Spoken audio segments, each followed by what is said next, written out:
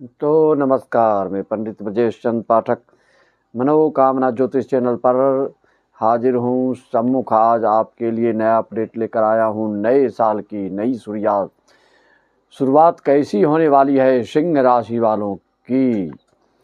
मित्रों, नए साल की नई शुरुआत होगी, पैसों की होगी बरसात अकस्मात। ऐसा क्यों, कैसे, उसको समझना होगा आपको। उसके पूर्व सभी दर्शकों को मेरा नमन, वंदन, अभिनंदन। मित्रों, जैसा कि आप जानते आ रहे हैं कि सूर्य हर महीना राशि परिवर्तन करते हैं और जिस जिस भाव में, जिसका सिंह राशि है, जिस भाव में ये पहुंचते हैं उससे संबंधित यह आपको फल देते हैं। एक महीना भी अब नहीं बचा। नए साल की प्रतीक्षा करते करते यूं ही निकल जाता है लोगों का समय। कब बचपना बिता, कब जवानी, कब बुढ़ापा आ गई, कब चला चले कि खेला हो जाएगा, कोई ठिकाना नहीं। समय का दुरुपयोग वही व्यक्ति करता है जो नासमझ है, जो अंतर मन से बिल्कुल मूर्खता का परिचय देता है, अपने समय का सदुपयोग नहीं करता है। वह सबसे शास्त्रों में उसको मूर्ख बताया गया। मित्रों, जैसा कि आप जानते हैं कि 2025 में सभी लंबी अवधि वाले गोचरों के परिवर्तन होगा। राहु, केतु, शनि और गुरु का एक से एक करामात किसको मिलेगा, दुख दर्द, और किसको पहुंचाएगा आघात। कौन करेगा पूजा पाठ से दर्शन भगवान का साक्षात। 29 मार्च से सिंह राशि पर ढैया का भी प्रभाव दिखेगा। खास करके ढैया का प्रभाव मैरिड लाइफ में दिखता है, वैवाहिक जीवन पर दिखता है। यस, ढैया के पूर्व जिसके मैरिड लाइफ में, दाम्पत्य जीवन में, वैवाहिक जीवन में, पारिवारिक माहौल में दिक्कत है, उसको और दिक्कत की संभावना, उसको और झेलना पड़ सकता है। इस तरह की अगर आपके साथ कोई बात हो रही हो तो आप अपनी कुंडली का विश्लेषण, प्रेडिक्शन करवा सकते हैं मात्र 501 में। 1000-2000 की यहाँ बात नहीं है हमारे चैनल पर। मित्रों, प्रारंभ जिससे मैरिज लाइफ में दिक्कत जिसको आ रहा था, वह 15 जनवरी से खरमास समाप्त होगा। सूर्य मकर राशि में आएंगे, शुभ कार्य सब प्रारंभ होगा। खरमास का मतलब ही होता है, खर मतलब गधा। सूर्य के घोड़े जब अश्व जब आराम करते हैं तो उस समय ये गधा पर सवार हो जाते हैं और इनके घोड़े को कुछ आराम मिलता है। 1 महीने तक यह गधे का सवारी करते हैं। इसकी गहराई में अभी नहीं जाऊंगा, अभी सिर्फ सिंह राशि के बारे में बता रहा हूँ। 15 दिसंबर से सूर्य का तेज ओज कम हो जाता है, धीमा आ जाता है, असर धूप में इतनी शक्ति नहीं होती है। यही कारण होता है। जब कोई अपने घर में रहता है तो उसका आत्मबल कैसा होता है, जब कोई अपने कार घोड़ा की सवारी करता है तो उसका आत्मबल कैसा होता है। दूसरे घर में रहने में, दूसरे की सवारी करने में आपके आत्मबल, मनोवृत्ति, विचारधारा और स्वभाव में फर्क पड़ जाता है। तो वही सब अंतर आपको देखने को मिलता है। मित्रों, भगवान भुवन भास्कर, भू प्रकाशित करने वाले सूर्य देवता 15 जनवरी के बाद फिर अपना जलवा दिखाना प्रारंभ करेंगे। काल पुरुष के अनुसार यह पंचम भाव के इनका स्थान है। पंचम भाव पर यह जब आएंगे धनु से मकर में, तो फिर ये अपने सवारी पर आरूढ़ हो जाएंगे, जिससे कि आपका हर चीज़ में मन लगेगा। विद्यार्थियों को पढ़ाई में मन लगेगा। जो इनकम, सट्टा, शेयर, स्टॉक मार्केट आदि से निवेश करना आदि चाह रहे हैं तो उसमें भी 15 जनवरी के बाद करेंगे तो ज़्यादा अच्छा। इसके पहले करेंगे तो आपको बिल्कुल फूंक फूंक कर चलना होगा, सोच सोच कर चलना होगा और अपनी कुंडली का प्रेडिक्शन करवा के ही करें, अन्यथा फचक में पड़ सकते हैं। आपके पैसे फंस सकते, कहीं डूब जाए भी तो अतिशयोक्ति नहीं। संतान, संपत्ति, शेयर, स्टॉक मार्केट में के लिए भी हर एक कुंडली का अलाव नहीं करता है। किसी कुंडलियों में यह योग विशेष होता है पंचम भाव में, तो उनको लाभ होता है, अन्यथा इसका भाव, इसका लाभ, इसके ज़्यादा से ज़्यादा शुभ फल आपको नहीं मिल पाता है। पारिवारिक माहौल भी हो जाएगा आपका खुशनुमा। जो पारिवारिक माहौल में तकरार और जो मनमुटाव, जो डिप्रेशन पारिवारिक माहौल के कारण हो रहा है, कुटुंब परिवार के कारण, वह भी उसमें भी आपको शुभ परिणाम देखने को मिलेगा। मित्रों, जिनके कारण शुभ कार्य में जो रुक गया था आपके पिछले कुछ महीनों के में, कुछ सिंह राशि वालों के लिए तो इफरात आकूत धन संपदा से परिपूर्ण हुए, कुछ का लटक गया, फंस गया, विचित्र जैसी विचित्रता स्थितियों में निर्मित हो गई।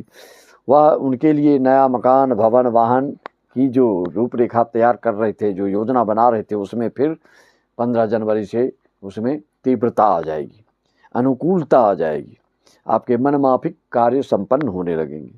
विद्यार्थियों को पढ़ाई में मन लगेगा, लगनशीलता बढ़ेगी, मन एकाग्र होगा, चित्त की चंचलता दूर होगी और पंचम भाव आपका दूषित होगा, प्रताड़ित होगा, पाप दृष्टि होगा, तभी आपको इस तरह के फल नहीं मिलेंगे। इसके लिए आप अपनी कुंडली का विश्लेषण करें या देखें। कुंडली देखना जानते हैं तो खोल कर देखें।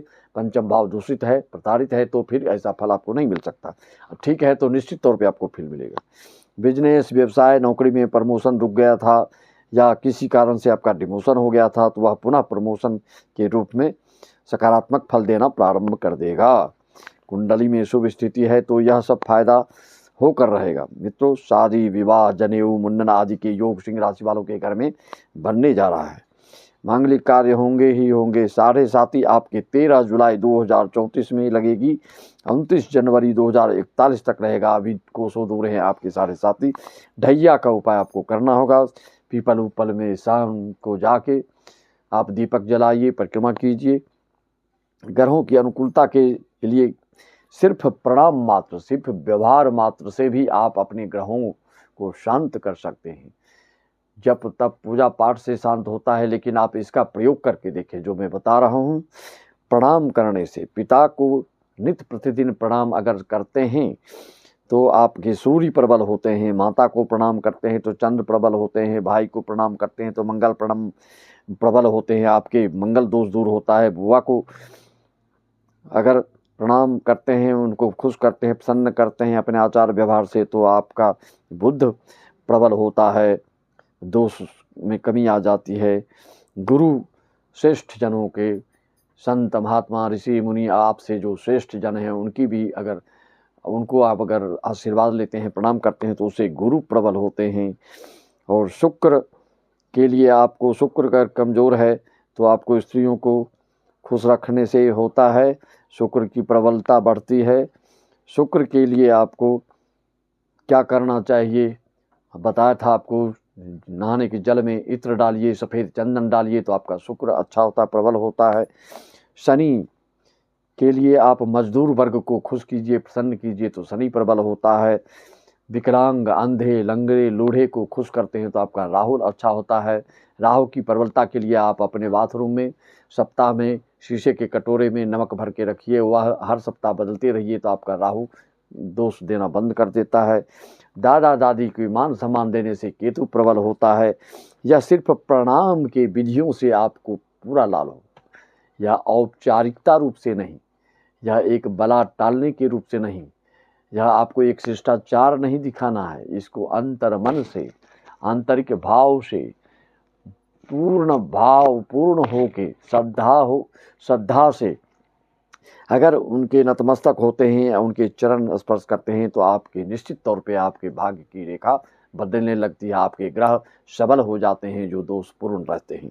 एक तो ये हो गया, रत्नों के माध्यम से भी अपने आप ग्रहों को प्रबलता कर बढ़ा सकते हैं। आप अपनी कुंडली को पहले देखें, कौन सा ग्रह क्या कर रहा है, आपको किस कारण से क्या दिक्कत हो रहा है। हर एक ग्रह कुछ न कुछ अगर गलत है तो दिक्कत देगा, अगर शुभ है तो वह शुभ फल देता ही देता है, विशेष दोष आपकी कुंडली में ना हो तो। मित्रों, एक तो यह हुआ। अगर आप मंत्रों से करना चाहते हैं तो अनुष्ठान पूजा करा सकते हैं, उससे भी शांति हो सकती है।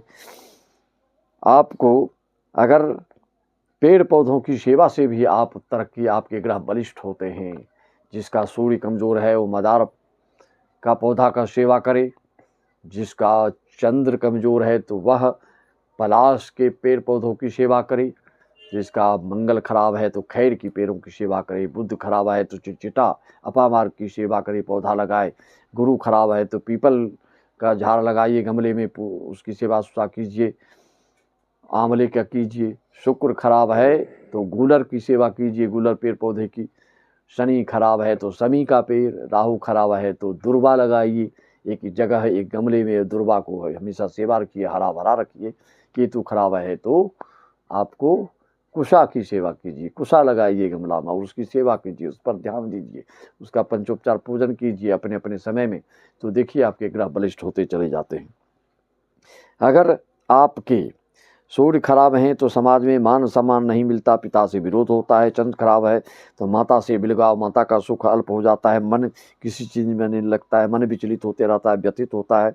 आप में धीरता नहीं होती, गंभीरता नहीं होती, मन में चंचलता और आत्मबल आपका कमज़ोर होता है। जिसका चंद्र कमज़ोर है, मंगल अगर आपका कमज़ोर है तो भाई से, भूमि से लाभ में दिक्कत होती है, रक्त विकार आदि दोष आदि जैसे रोग हो जाते हैं आपके। बुध खराब है तो बहन बेटी आपकी दुखी होते हैं, बुद्धि में भ्रम, मनोमस्तिष्क की बीमारियां भी पकड़ सकती हैं। गुरु से, श्रेष्ठ जनों के प्रति निरादर के भाव से, आपका संत गुरु की अवहेलना करने से, उपेक्षा करने से आपका गुरु खराब होता है, जिससे कि विद्या में लगनशीलता, विद्या में मन नहीं लगना, ये सब आपको मन में बेचैनी होना, ये सब होता है। शुक्र अगर आप खराब है तो ऐसे लोगों का वैवाहिक जीवन और ऐश्वर्य सुख सुविधा के सामानों से रहित हो जाता है।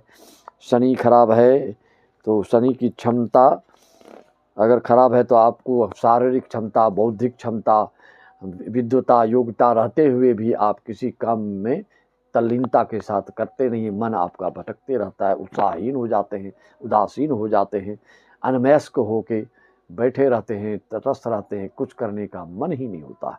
तो ऐसी अवस्था में आपको शनि को बल प्रदान करना चाहिए। राहु के लिए आपको राहु दिग्भ्रमित करता है, भयभीत करता है और डर पैदा करता है, दिन को सोना रात को जगने जैसी स्थिति निर्मित करता है। इन सब चीज़ों को सुधारने के लिए आपको राहु पर ध्यान देना होगा।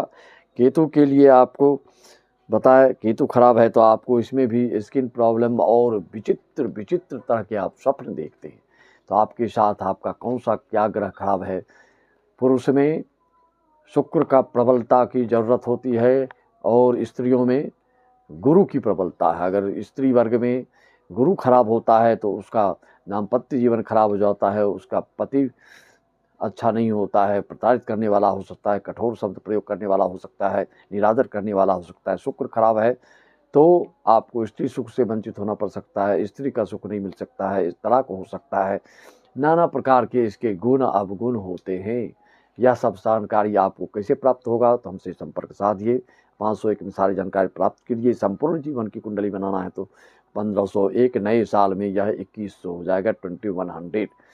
अगले साल के सारे राशियों का फल मूलांक के हिसाब से भी दे दिया गया है।